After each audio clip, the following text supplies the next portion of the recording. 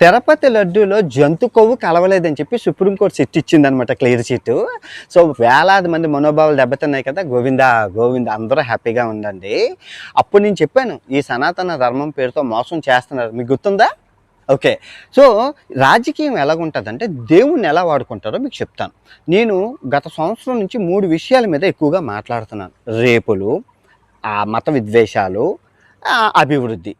ఈ వీటి గురించి మాట్లాడుతుంటే వీళ్ళు నాకు ఎలా మోసం చేశారో చూడండి. ఈ సీతమ్మ గొడవల్లోనే రేపుల కోసం నేను మాట్లాడుతున్నానని 200 వీడియోలు చేశానని చెప్పి నాకే రేపు అంటగట్టారు. ఎవరితోని? చెల్లితో. ఎప్పుడో 2020లో నా చెల్లి అని చెప్పి ఒక వీడియో చేస్తే ఆ అమ్మాయికి నాకు రేపు కేసు అంటగట్టారు. ఎదవరు. అదే రాజకీయం అంటారు. తర్వాత నేను మత విద్వేషాల కోసం మాట్లాడుతున్నానని చెప్పి ఈ సీతమ్మ గొడవల్లో సీతాదేవిని నేను ఏదో అన్నానని చెప్పి సృష్టించారు. అరే చెప్పేటప్పుడు మాట దొర్లుతుందా? అది.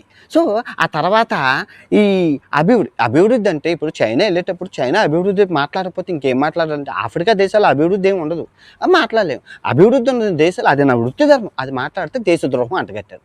సో ఈ కామన్ సెన్స్ అనేది లేదు, ఇంకిత జ్ఞానం అనేది ప్రజలకు లేకుండా పోయింది. ఇంకిత జ్ఞానం ఏంటి అంటే అయ్యో ఆడు మహాభారతం చెప్పాడు, రామాయణం చెప్పాడు, భగవద్గీత లేకుండా బయటికి వెళ్ళను. నీకు ఎన్ని వీడియోల్లో చూపించాను నీ 6 సంవత్సరాల్లోని వినాయకుని కొండ కిల్లిమంజారో కొండ మీద పెట్టాను.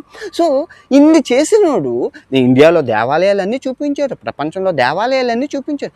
మరి వాడు సీతాదేవిని ఎందుకంటారు అని చెక్ చేశారా? చేయలేదు. చిన్న మొక్కను చూసి మొత్తం జడ్జి చేసేసారు. సో అదే అయిపోతుంది. సో మీరు ఎప్పుడు నమ్మకండి.